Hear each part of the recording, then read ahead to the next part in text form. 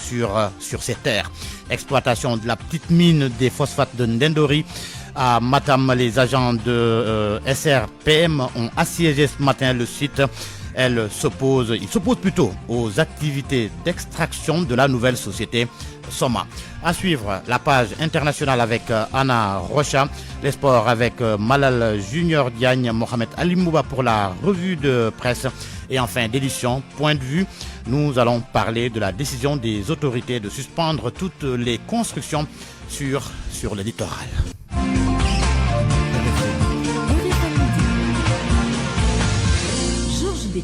Ce drame à Sandiara dans le département de Mbour, un élève tué.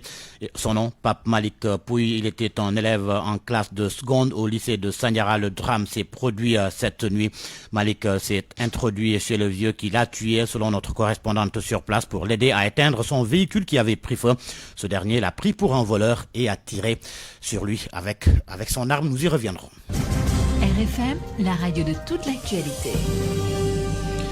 Dans le monde syndical, l'Union démocratique des travailleurs de Dakar Demdik un mouvement d'humeur depuis ce matin. Les postes de Thiaroye et Dieuppeul ont été bloqués. Ces travailleurs dénoncent un clientélisme politique et le non-respect des plans de carrière. Le directeur général de la Société nationale bat en brèche et apporte des précisions. Ousmane Silla, que je vous propose d'écouter, il est au téléphone avec Boubacar Dieng. À Thiaroye, nous avons eu un chef de division qui est parti depuis 4 mois. Et ce chef de division n'a pas été remplacé. Pendant ce temps, j'ai choisi de regarder, d'observer d'abord et voir exactement ce que nous pouvions faire. Et à partir de ce moment-là, après 4 mois, vu les situations difficiles que nous rencontrons dans ces ateliers-là, nous avons pris l'adjoint à ce chef de division, le nommé chef de division. Nous avons pris un autre qui le suivait en tant que chef d'atelier. Et ensuite, pour mixer, nous avons pris une autre personne venant de notre dépôt, qui est de Wakam, le nommer encore chef d'atelier pour avoir 2 chefs d'atelier. Et c'est ce dernier-là qu'ils n'ont pas apprécié. Et je leur ai dit que moi, je n'ai pas un syndicat. J'ai des salariés et je prendrai là où il faut la personne qu'il faut pour la mettre à la place qu'il faut. C'est sur ça que nous sommes en train de travailler. Et par rapport au plan de carrière, quand je suis venu ici, nous avons discuté, échangé. Et il n'y avait pas d'accord d'entreprise. Et à partir de ce moment, j'ai décidé de mettre ça en place et de discuter avec eux. Pendant 1 an, nous avons travaillé sur ça. Maintenant, il faut analyser l'impact financier. Parce qu'il faut savoir que cette société a beaucoup de difficultés. Et si nous ne faisons pas attention, nous risquons de retomber dans les mêmes travers qu'il y a eu dans le passé. Et c'est pour cela aujourd'hui, je continue à discuter avec eux, à échanger avec eux. Mais cela est regrettable parce que c'est spontané. Maintenant, les raisons d'autres ou autres qu'ils ont pu avoir, je ne peux que m'entretenir de ce que j'entends aujourd'hui. Le directeur général de Dakar Demdik qui annonce une rencontre, aujourd'hui une rencontre qui devrait démarrer d'ailleurs à midi avec les 6 syndicats de la Société nationale.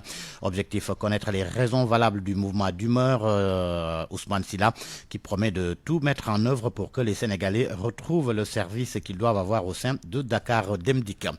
Pendant ce temps, les usagers s'apitoient sur leur sort. Les abribus étaient bondés de monde. Les usagers qui attendaient les bus sans les voir. Reportage Salimatao.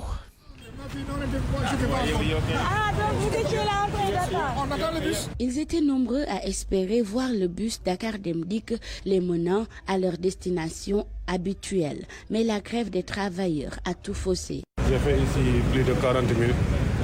Mais je ne parviens pas à avoir le bus pour me rendre à ma destination. Bon, c'était pas au courant aussi. C'est à travers de quelques gens que je viens d'entendre ça tout de suite, quoi. C'est difficile, non? Bon. Ce que ces usagers déplorent, c'est le manque de communication. Violaï considère cela comme un manque de respect. Et moi, j'ai été surpris. Je n'ai pas été informé. Je ne suis pas informé, tu vois. Je suis là, j'attendais le bus. Qu'est-ce qui s'est passé? J'ignore tout. Je ne sais pas exactement ce qui s'est passé. Malheureusement, entre ces 2 jours, je ne suis pas informé. Je n'ai pas pris l'information. Parce que mon cas, je ne sais pas si pour le but. J'ai un enfant à l'hôpital, je fais la navette là. Vers le rond-point Sam, les usagers étaient obligés de trouver d'autres alternatives après avoir reçu l'information. On est obligé de prendre les autres transports en commun là, comme Aftou ou car rapide là. Je suis en retard. Je vais me rendre là-bas au plus tard 9h. En fait, man, je suis dans le rond-point, je suis là. Après, je suis dans le rond-point.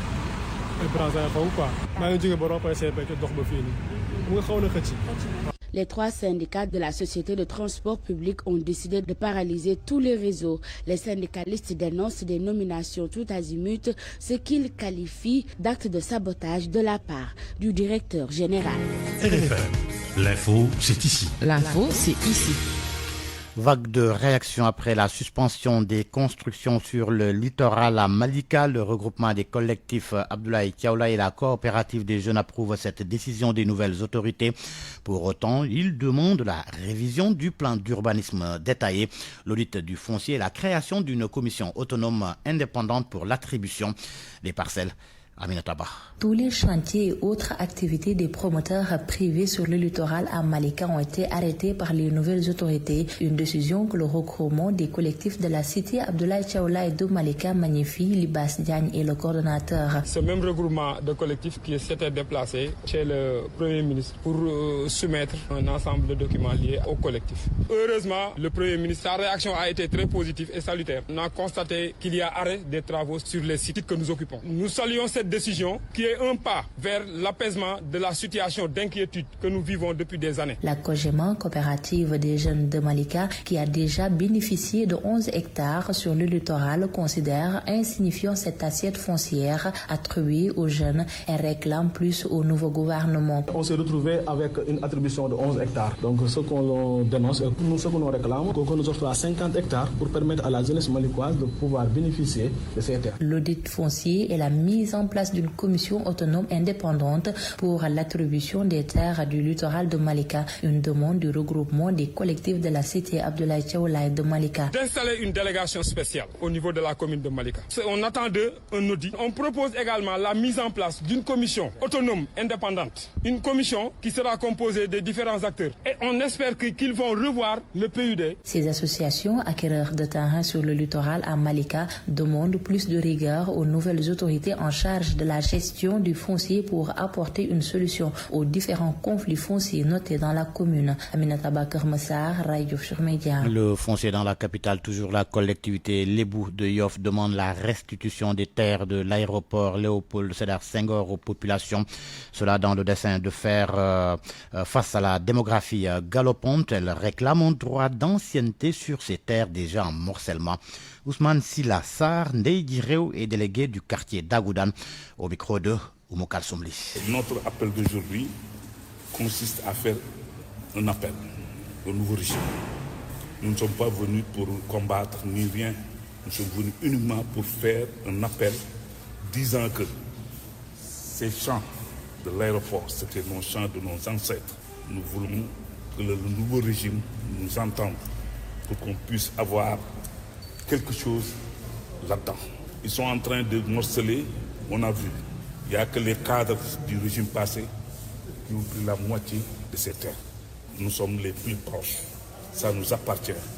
Nous ne disons pas qu'on a tout le terrain, parce que nos parents savent qu'un État, c'est un État. Ils nous ont pris nos champs. Maintenant, nous voulons notre part de ce partage. Vraiment, nous ne sommes pas venus en violence ni quoi que ce soit. On pouvait appeler nos enfants et sortir du village pour se faire entendre. Ousmane Silla Sarr s'exprimait lors d'une conférence du Diaraf El Hadj Souleymane Sarr, grand Diaraf de Yoff ce matin. Cette marche des populations de Ngolfagnik dans la commune de Noto Diobas, elles étaient dans la rue pour dénoncer l'accaparement de leurs terres par un promoteur immobilier, lequel voudrait faire main basse sur 200 hectares plus tôt, alors qu'elles n'ont plus assez d'espace pour pratiquer l'agriculture. Elles déplorent aussi la prolifération des carrières et autres entreprises minières qui polluent l'atmosphère. Cheikh Anta Diop. Ces jeunes et femmes du village de Tchéou sont très en colère. Ils sont révoltés de constater qu'un promoteur immobilier veut s'accaparer de plus de 200 hectares de leurs terres. Emmanuel Tchandoum, leur porte-parole. C'est tout le village qui crie là. Et le promoteur, on ne connaît même pas. On en regrette. On n'en vole plus de ce lotissement-là.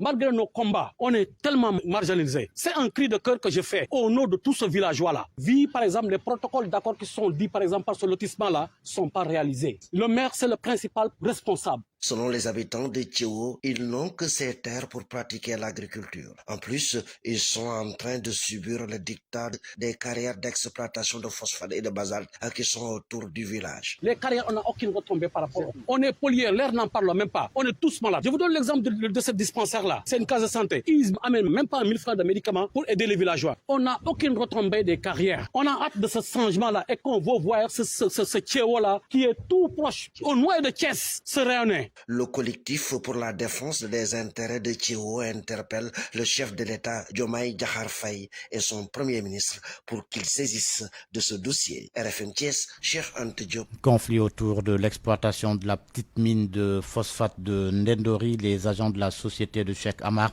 ont assiégé le site pour s'opposer aux activités d'extraction de la nouvelle société appelée Soma, portée par le député maire de Boki-Diawé.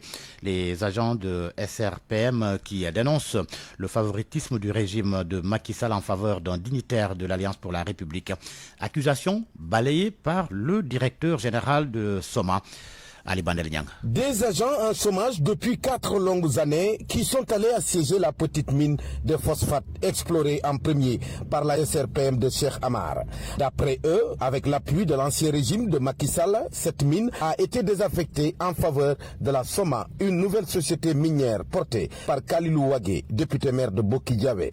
Seydou Tal porte leur parole. Nous sommes là aujourd'hui dans notre site pour reprendre notre mine. Ça fait longtemps qu'on ne travaille pas, on a récupéré notre mine de façon inattendue. La Cour suprême a sorti une décision et que la décision, on ne sait pas, les autorités, nous voulons qu'ils s'interviennent et nous donnent notre mine. La mine appartient à Cheikh Amar. Depuis 4 ans, on travaille. On ne va jamais accepter cela. On va faire tous nos efforts plus déterminés que jamais. Ils ont commencé à extraire, ce qui n'est pas normal. Nous voulons que cette décision soit respectée. Nous appelons les autorités étatiques à venir s'enquérir de la situation. Faux, selon Moussa Diène, le directeur général de la Soma, que nous avons interpellé sur le sujet. Ce ne sont même pas des employés de CERPEM, ce sont des nervis employés par la CERPEM. La majeure partie des employés de CERPEM vont travailler avec nous. C'est un engagement qu'on a pris, c'est eux qu'on recrute en premier parce qu'ils ont l'expérience. La CERPEM a un problème contre l'État du Sénégal, mais pas contre la Soma. Donc notre problème c'est eux, c'est que la grande mine leur appartient. Donc ce n'est pas la petite mine dans laquelle vous êtes. Donc s'ils arrêtent la Somiva, ils sont dans leur droit. S'ils arrivent à arrêter la Somiva, nous aussi on saura qu'on ne sont pas dans. À notre passage sur la mine, les engins sont à l'arrêt. Sur place, nous avons également retrouvé des éléments de la gendarmerie nationale qui veillent au grain.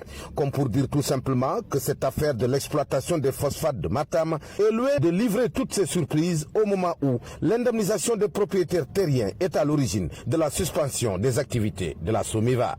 Matam, Ali Bandelnian, RFM. Vous suivez la radio Futur Média, il est midi 13 minutes. RFM 94.0, la radio en puissance. Bala, dans le département de Goudiri, il est difficile d'étancher sa soif. La localité fait face à un manque d'eau depuis plusieurs mois maintenant. Seuls 3 forages sont disponibles pour 33 villages. Situation insoutenable quand on y ajoute la mauvaise qualité de l'eau. Du coup, les habitants interpelle les nouvelles autorités. Leur porte-parole, Gaussou Dembélé avec Pape Ousseinou Diallo. La commune de Balassou dans le département de Goudiri, région de Tamba. Sur la route nationale numéro 1, elle compte 32 villages qui rencontrent d'énormes difficultés d'accès à l'eau potable. Sur ces 32 villages, seuls 3 villages ont des forages, à savoir le forage de Tcharak construit par des immigrés, le forage de Bala et même la qualité du forage de Bala. L'eau issue de cette source est une mauvaise qualité, d'autant plus elle est rougeâtre, couilleuse et troublante. L'eau, parfois même, dégage une odeur. Nous interpellons les autorités, les nouvelles autorités de ce pays, vraiment de trouver une issue favorable pour permettre à ces villages d'avoir accès à l'eau potable. Medina Baye, dans la région de Kaolack, l'association des Serigne Dara dénonce les conditions de vie des maîtres coraniques et de leurs pensionnaires, d'où le rappel à l'endroit des nouvelles autorités lors de la première édition de l'hommage aux pionniers des Dara. Ils ont interpellé le président de la République pour la construction de cités religieuses pour les acteurs, leur implication dans les discussions. Ils ont aussi plaidé pour une unité de toutes les associations des Serigne Dara du Sénégal pour une atteinte des objectifs. Leur chargé de communication, Cheikh Tidiane Sarr avec Fatumbo. Et cette première édition consiste à rendre hommage à l'ensemble des pionniers qui ont eu à œuvrer dans le cadre de la prise en charge de ces pensionnaires. Cette édition va faire un petit rappel par rapport aux conditions de vie dont les Dara ont besoin. Voilà un peu les raisons pour lesquelles ces Serigne Dara se sont réunis. Ces Serigne Dara ont besoin d'une meilleure condition de vie. Ces Serigne Dara ont besoin d'une meilleure prise en conscience de leurs problèmes. Mais ces Serigne Dara également ont besoin d'une considération de la part des plus hautes autorités, mais également au niveau de la base comme au sommet. Car demander l'érection des cités qui vont abriter le logement et l'habitation des Serigne Dara et des pensionnaires des Dara, notamment la santé, l'éducation, la formation et la qualification des pensionnaires des Dara. Ces Serigne Dara demandent aux nouvelles autorités de les impliquer à travers une concertation, à travers une communication, à travers également un dialogue inclusif qui va prendre en compte l'ensemble des problèmes auxquels les Dara font face dans ce pays. Ces Serigne Dara sont conscients que sans l'unité, rien ne peut se faire. Et ces derniers sont prêts à porter le bâton de pèlerin pour unifier l'ensemble des organisations qui œuvrent pour le bien-être des talibés, mais également des Dara. Mais également la modernisation et le retrait des enfants de la rue. Et cette attention particulière, personne ne peut la régler que l'État à qui ces Serigne Dara portent confiance, en l'occurrence Bassirou Diomaye Diakhar Faye. Ces Serigne Dara font appel à vous, Monsieur le Président de la République, pour qu'une part importante du budget soit accordée à l'enseignement arabo-coranique au Sénégal. Dans le secteur de la santé, un lot d'équipements de plus de 290 millions de francs CFA octroyés au district sanitaire de Diofior, un don du coordinateur général de la comptabilité publique et du Trésor, en partenariat avec une fondation basée aux États-Unis. Un geste bien apprécié par les autorités de l'arrondissement de Fimela qui plaident pour l'érection d'un centre de santé de niveau 2 dans la zone. Aminata Goudiaby. Le district sanitaire de Diofior polarise plus de 120 000 habitants vivant dans les communes de Diofior, Fimela, Palmarin, Djilas et Loulsesen. Ils dépendent tous du centre de santé de Diofior qui est confronté à un déficit d'équipement et d'absence de beaucoup de services. Youssou Diom est le maire de Diofior. Certains services ont été délocalisés. La plupart des patients sont évacués à Fatick, à 70 km de Diofior, faute de banques de sang, de radiographie fonctionnelle, de gynécologie pour les femmes, de services de traumatologie, etc.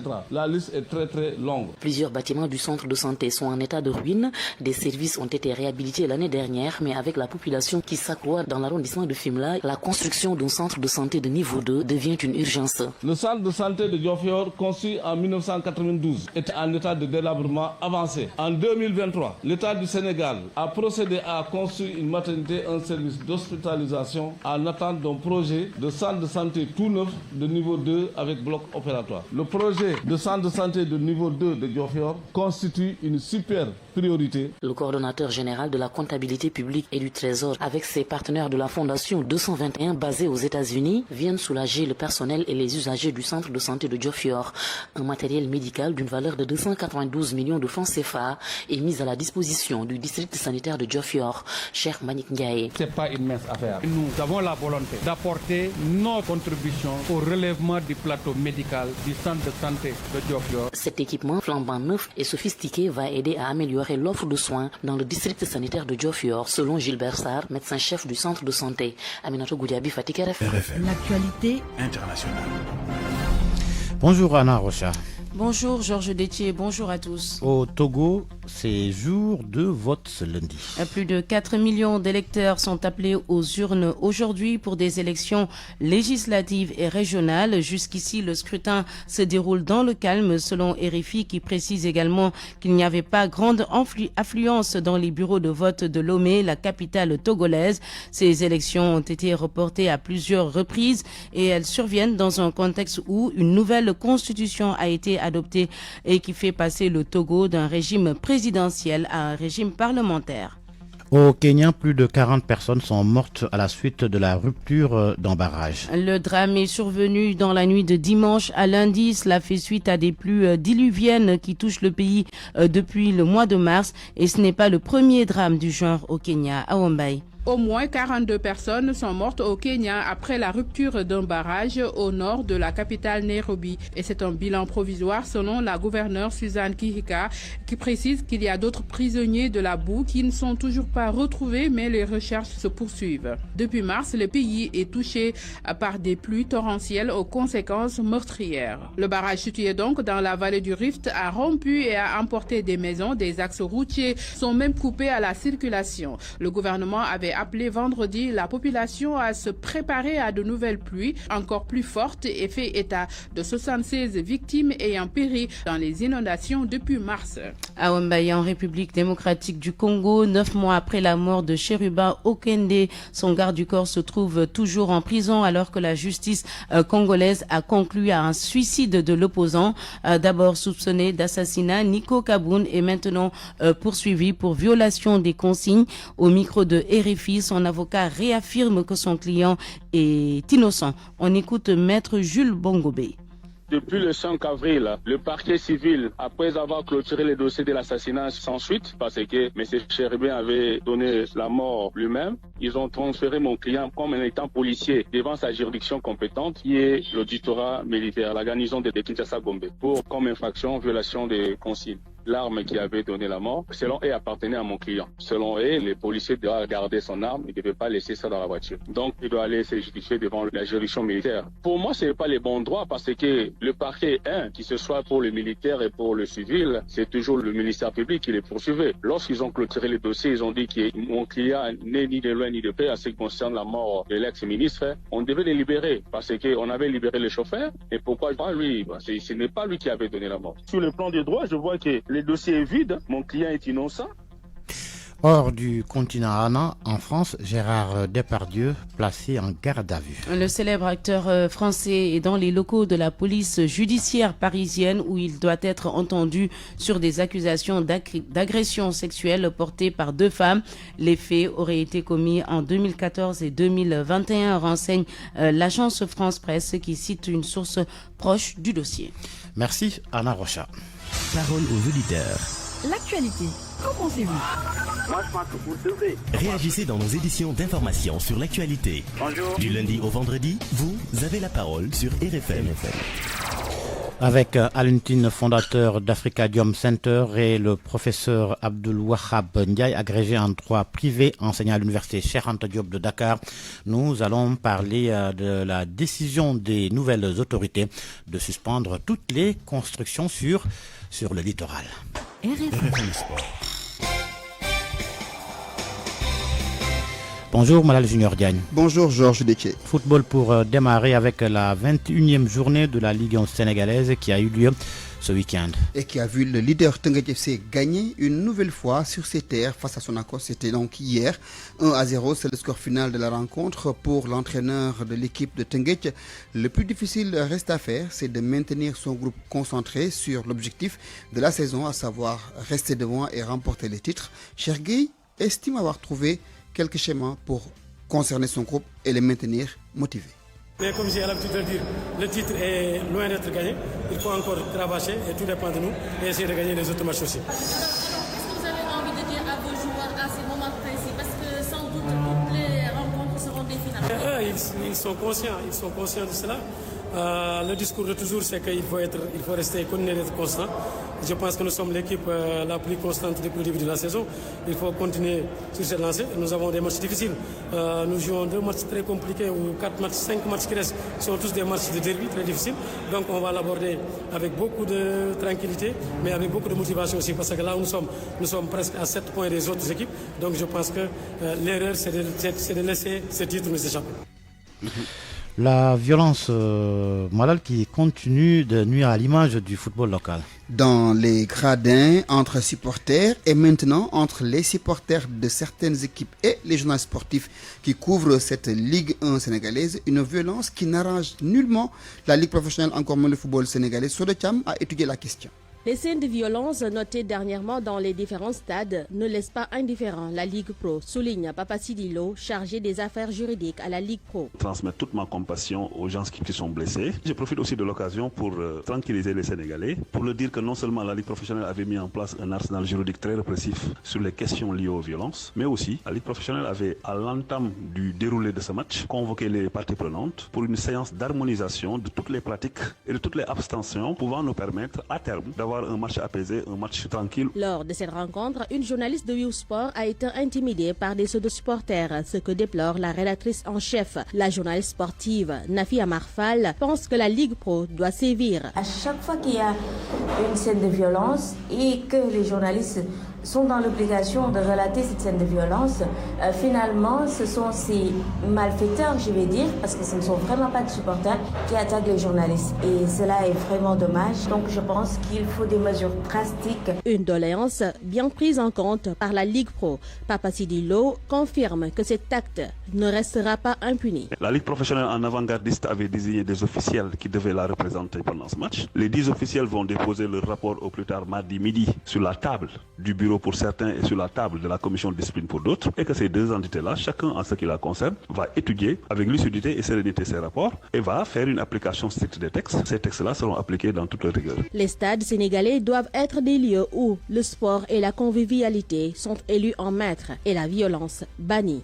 La Ligue 1 sénégalaise reste dominée malgré cette violence par Teungueth FC qui compte désormais 7 points sur son poursuivant immédiat, le Jaraaf de Dakar, mais également sur l'équipe de Guédiawaye Football Club qui compte également 36 points comme le Jaraaf. Et en bas de tableau, on retrouve Jamono Fatick et Jambar qui sont actuellement relégables. Athlétisme, la 3e édition du Marathon du Sénégal a eu lieu à Mbour. Une 3e édition dont le trophée porte le nom de Fatou Kinedem, notre consoeur qui nous a quittés donc il n'y a pas longtemps, paix à son âme. Cette 3e édition a été organisée à Mbour sans, nous dit-on, l'appui et l'accompagnement des autorités, ce que déplore Robert Ngour Ndiaye, organisateur de cette édition 2024. Pour la première fois cette année, on va faire partir handicapés sur des fauteuils. Pour les coureurs, nous, on ne veut pas dépasser les 5000 participants parce que jusqu'à présent, que ce soit les 5 éditions du Marathon du Sénégal, que ce soit les 2 éditions du 10 km de Dakar, on les fait avec nos propres moyens, sans accompagnement. Donc cet événement, vu qu'on le fait avec nos propres moyens, avec la volonté de le faire correctement, on ne veut pas non plus exploser le nombre de participants parce que c'est des événements qui vont aller jusqu'à 10 000, 20 000 participants. Le Marathon de New York, par exemple, c'est 50 000 participants. Nous, on a cette vision de créer le Marathon du Sénégal, à l'instar du Marathon du Gabon, le Marathon de la Côte d'Ivoire. Malheureusement, c'est-à-dire il n'y a pas l'accompagnement. Pour l'accompagnement au niveau étatique, que ça soit moi, que ça soit l'équipe, on le dénonce tout le temps. Dakar, quand on regarde la corniche ouest, c'est une très belle corniche. Elle est bien aménagée. Reste à la promouvoir. D'ailleurs, dans ce sens-là, on appelle la ville de Dakar parce que toutes les 2 éditions qu'on a faites, Dakar, la ville de Dakar a été aux abonnés absents. On espère que cette 3e édition, on a fait un courrier, on a tout fait. Mais encore, c'est le silence radio. Fatou Kiné Dème, pourquoi? Parce que tout le monde connaît Madame Dème, feu Madame Dème, dans le journalisme. C'est votre collègue. Mais en fait, en réalité, c'était une athlète qui était à l'US Gorée et au Dial Diop et qui a gagné lors des 20 km de Dakar, qui a gagné, par exemple, le 10 km plusieurs fois. Donc, c'est vraiment un honneur pour nous de lui rendre hommage. On a déjà vu sa famille qui est très, très, très enchantée. Voilà, Georges, c'est cet élément qui met fin à la page des sports. Merci, Malal Junior Diagne. L'autoroute de l'avenir vous offre votre revue de presse.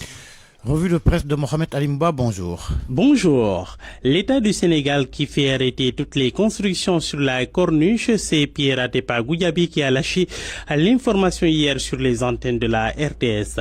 L'architecte proche parmi les proches d'Ousmane Sonko et de Diomaye Faye soutient, je cite, à part les travaux d'aménagement effectués par l'État, à tous les autres chantiers ont été stoppés. Vox Populi parle de sale temps pour certains occupants du domaine public maritime. Le journal Tribune note que le président Diomaye met fin à la pagaille. Immeubles, hôtels, villas de luxe poussent en effet comme des champignons sur la corniche.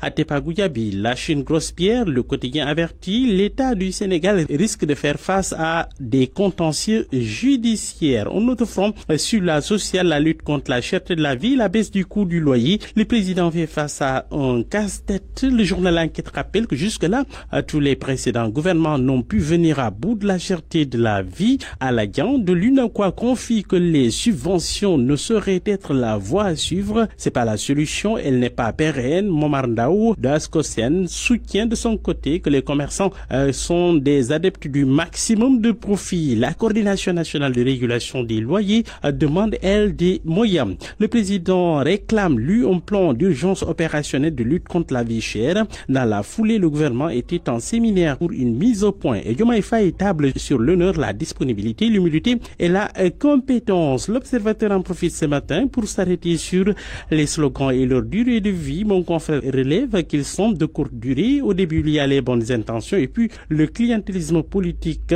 qui finit par gâcher tout. Et bonjour les déviances. Et pour la Tabaski qui arrive, les opérateurs économiques ont du mal à tirer les cornes du bélier. C'est que pour le quotidien, beaucoup n'ont pas encore épongé leurs dettes de l'année dernière, 98 millions de francs CFA, et les banques les attendent au tournant. Le journal qui a fait un dossier pour vous, à notre cas caisse, le taux de remboursement s'élève à 76%. Bonkili non éligible, Ziguinchor, l'accès au crédit continue de préoccuper les acteurs. L'hécatombe sur nos routes, la récurrence des accidents de la circulation inquiète le journal Libération qui nous dit que c'est devenu grave. Chaque année, 700 morts sur nos routes, environ 3000 décès entre 2007 et 2020. Selon l'OMS, près de 27 000 personnes sont victimes des accidents de la circulation sur la voie publique chaque année, dont 11 000 à Dakar. Focus du journal Sud Quotidien ce matin sur le trafic récurrent de drogue dure et la circulation massive de faux billets au Sénégal.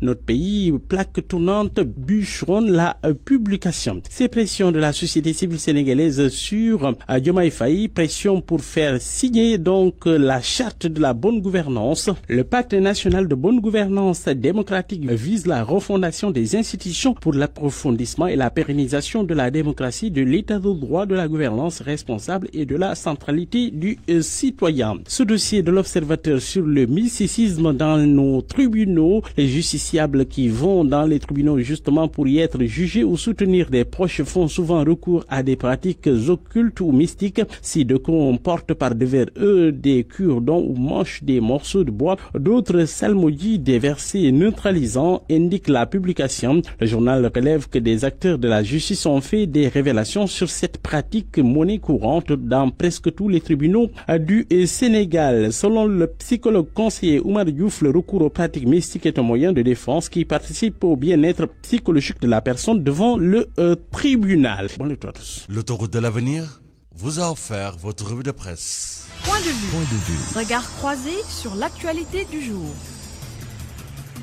Au téléphone avec nous, Aluntine, fondateur d'Africa Diom Center. Bonjour Aluntine. Bonjour. Comment... Ça va très bien, merci. Avec nous également le professeur Abdul-Wahab Ndiaye, agrégé en droit privé, enseignant à l'université Cheikh Anta Diop de Dakar, spécialiste du foncier. Bonjour professeur. Bonjour, M. Diop. Alors, je démarre avec Aluntine. Nous parlons de la suspension des constructions sur le littoral. Une décision des nouvelles autorités annoncée hier sur la télévision nationale par l'architecte Pierre Goudiaby. Aluntine, ça a été un combat de plusieurs organisations de la société civile. Comment d'abord appréciez-vous cette décision du président Bassirou Diomaye Faye? Écoutez, j'applaudis des deux mains. Très content et très enthousiaste parce que nous avons la coordination phare. On a rencontré les autorités avant pour demander l'arrêt des constructions. Dakar est complètement défiguré. Les littoraux, tu prends les littoraux dans les différents pays, la Gambie, y compris les hôtels, ils laissent des espaces pour que le public y passe. Le littoral, c'est un lieu d'usage commun, d'usage collectif. Et personne ne peut mettre la main pour un usage privé de ces espaces, qui sont des espaces sociaux collectifs. Et donc, depuis Senghor, on a préservé le littoral. C'est non édificandi, ou bien effectivement c'est pour des activités collectives, pas de béton, mais sur un littoral, le littoral de Dakar, vous regardez la corniche, c'est du béton armé.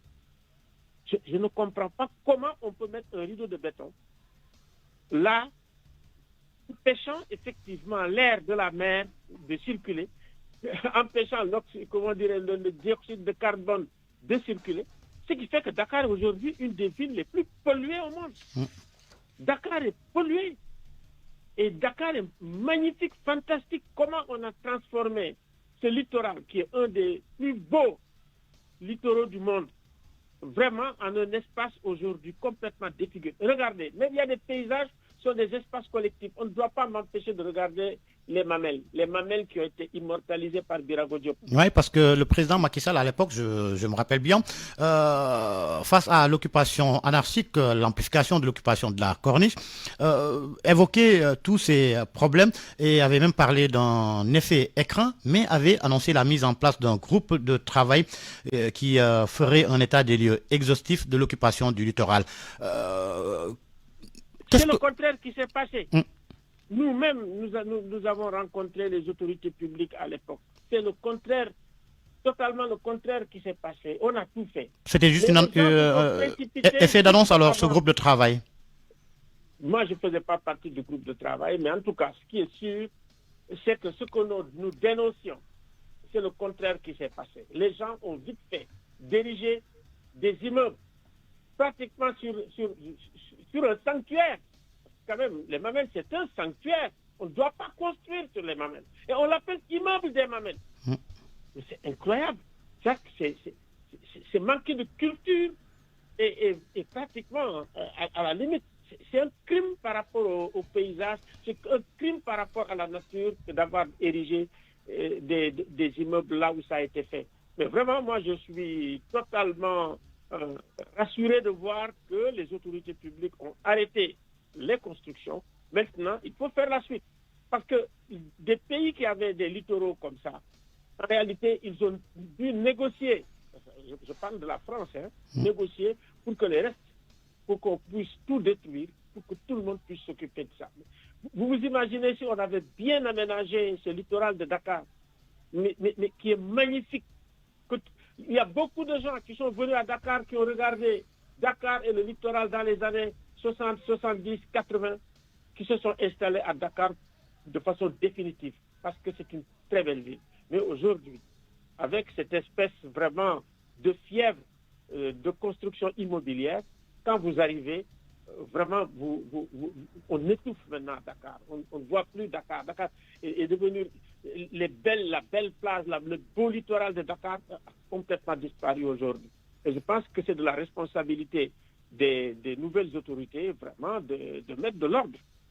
De mettre de l'ordre, c'est une chose extrêmement grave.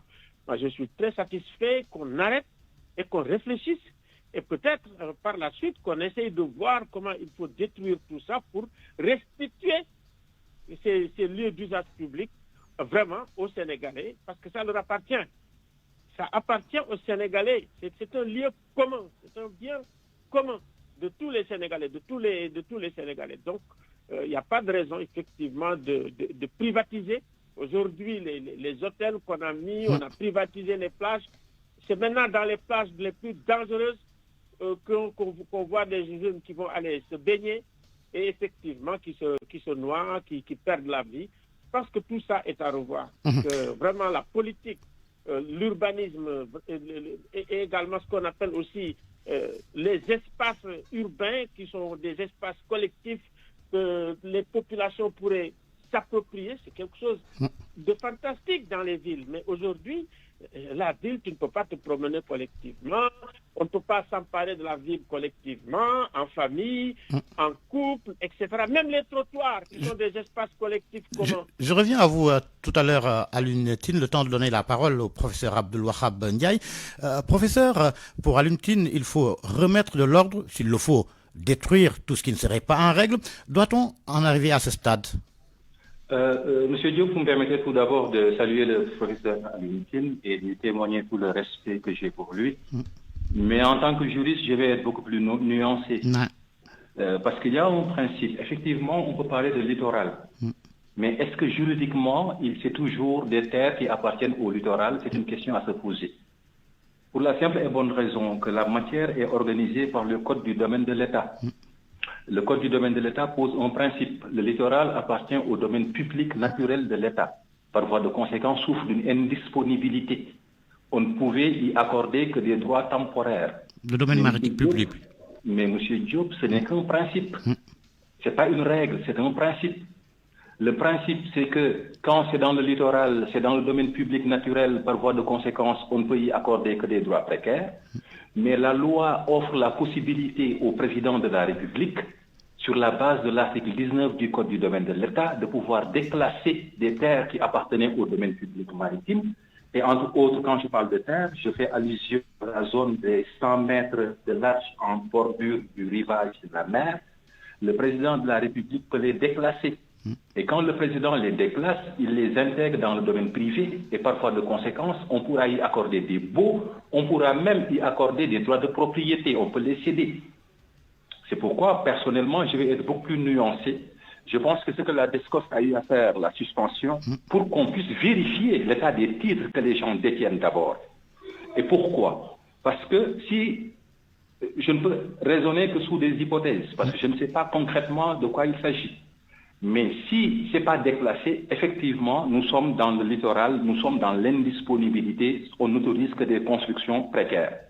Mais si, par contre, les présidents de la République passée ont eu à les déclasser pour les intégrer dans le domaine privé de l'État, il sera à vérifier si les occupants ne bénéficient pas de bail amphithéotique, donc de l'amphithéose, ou bien même de titres de propriété. Pourquoi c'est important? Parce que ça peut impacter financièrement le budget de l'État. Pour la simple et bonne raison, s'il y a des gens qui bénéficient désormais là-bas de droits de propriété, on ne pourra y toucher qu'après une indemnisation juste sur le contrôle du juge. Et là, c'est la Constitution du Sénégal qui le dit. Si des gens ont des baux de l'État là-bas, des baux administratifs, l'État qui voudra les résilier aussi devra les indemniser. Raison pour laquelle, personnellement, je vais être beaucoup plus prudent et adopter la posture de la DSCOS, la suspension pour une vérification de l'état des titres détenus là-bas. Mais face à cette amplification de l'occupation du littoral, professeur, que fait-on du droit des Sénégalais d'avoir accès, par exemple, à la mer? Totalement d'accord avec vous, M. Diop. Vous savez, l'État, des fois, est appelé à arbitrer entre l'intérêt général et des intérêts particuliers. C'est ce qui a justifié que dans le Code du domaine de l'État, puisqu'on considère que le président de la République est en réalité le dernier garant de l'intérêt général, on lui dit tu es la seule personne habilitée à pouvoir faire sortir une terre du domaine public. Il n'y a qu'un décret qui peut justifier qui peut fonder un déclassement. On peut classer par arrêté, mais on ne déclasse que par décret. Donc, c'est le dernier garant de l'intérêt général. C'est lui l'arbitre alors, le dernier arbitre. Ainsi, on lui dit, toi, président de la République, tu peux déclasser des terres. Donc, si le président de la République déclasse des terres, ces terres-là quittent le domaine public pour intégrer le domaine privé de l'État et parfois de conséquence pouvoir supporter des droits de particuliers protégés par nos textes, nos lois et règlements. Donc, s'il y a problème, c'est par rapport au président de la République qui a eu à prendre le décret de déclassement. Ne risque-t-on pas d'assister à des contentieux judiciaires? Et même au-delà des judiciaires, des contentieux économiques. Pourquoi? Parce que s'il y a, et je reste dans les hypothèses, si effectivement il y a des déclassements, que des particuliers ont pu bénéficier de titres sur ces terres, probablement ils les ont apportés en garantie hypothécaire dans des banques, et cela a pu justifier par exemple des prêts bancaires entre autres. Voilà une chaîne de risques auxquels on s'expose. Raison pour laquelle le professeur Alioune Tine l'a soulevé tout à l'heure. En France, c'était une discussion, des négociations. Je pense qu'ici aussi au Sénégal, on ne devrait pas aller trop vite avec, voilà, je ne veux pas dire en besogne, mais y aller avec prudence, vérifier d'abord, comme je pense vouloir le faire la DSCOS, vérifier d'abord les titres détenus par ces personnes-là. Deuxièmement, si ces personnes ont des droits réels, vérifier est-ce que ces droits réels ne sont pas apportés en hypothèque, et discuter avec ces personnes, sachant que si c'est des droits de propriété, ce sera une indemnisation prenant en considération la valeur du sol. Et vous savez, là-bas, les zones déterminées, la valeur du sol, elle est exponentielle. Si c'est de l'amphithéose, aussi savoir que l'État devra indemniser et apprécier maintenant, parce que moi je pense que quel que soit Alpha, il nous faut rester dans le cadre de la légalité. Donc, l'État devra vérifier et mesurer la manne financière qu'il devrait verser si et seulement si il serait invité à indemniser. C'est un préalable nécessaire à mon humble avis. Et aussi intégrer la négociation, la discussion dont parlait tout à l'heure le président Alioune Tine. D'accord. Abdoulahab Ndiaye, je reviens à vous. Alioune Tine, le problème de l'occupation du littoral ne se pose pas qu'à Dakar. Est-ce qu'il ne faudrait pas aller plus loin? On a Saint-Louis, on a la Casamance, entre autres. Écoutez, moi, je voudrais quand même exprimer tous mes respects aux professeurs pour dire que le président de la République n'a pas à protéger des intérêts privés. Vous savez, on a enrichi énormément des gens en leur donnant quelques parcelles sur le littoral. Si c'est le président qui l'a fait, je pense que le rôle d'un président de la République, c'est de protéger les intérêts des citoyens, des intérêts collectifs, surtout par rapport à des espaces d'usage collectif. Reconnus sur le plan international, vous allez n'importe où, au Brésil, ailleurs, vous allez voir comment, en Italie, mais c'est incroyable, vous allez voir comment on protège ces lieux. Et comment ces lieux sont pris carrément, comme on dit, pris d'assaut par les populations, qui sont nombreuses, par des touristes. Et c'est des lieux de joie. Le peuple, on doit voir le peuple vivre correctement. C'est ça le problème. Le peuple vivre aussi en bonne santé. Et la bonne santé, c'est pas ce qu'on est en train de voir sur le littoral. Moi, je pense qu'il faut revoir quand même les principes pour attribuer un terrain sur le littoral. Et ce qu'il faut faire, c'est vraiment, de façon systématique, laisser un espace qui est un espace commun, qui est un espace d'usage collectif et non pas d'usage privé par rapport au littoral. Pas seulement à Dakar, mais à Mbour, à Ziguinchor, partout, parce qu'on a à peu près 700 km. Ces 700 km, c'est une richesse énorme. Ne serait-ce que pour le tourisme, si c'est bien aménagé. Quand tu pars, tu quittes le Cap, tu prends la route pour venir en Casamance, mais c'est incroyable, c'est d'une beauté extraordinaire. Mais c'est pas exploité. Ce n'est pas exploité. Je pense que le ministre du Tourisme, les ministres doivent aller pour voir comment on peut le faire à Saint-Louis, ailleurs. Mais on a un pays magnifique. Mais il ne faut pas que les présidents... Sauf que les rares sites où l'on fait quelque chose sont attribués à des hommes d'affaires ou bien à des privés tout court.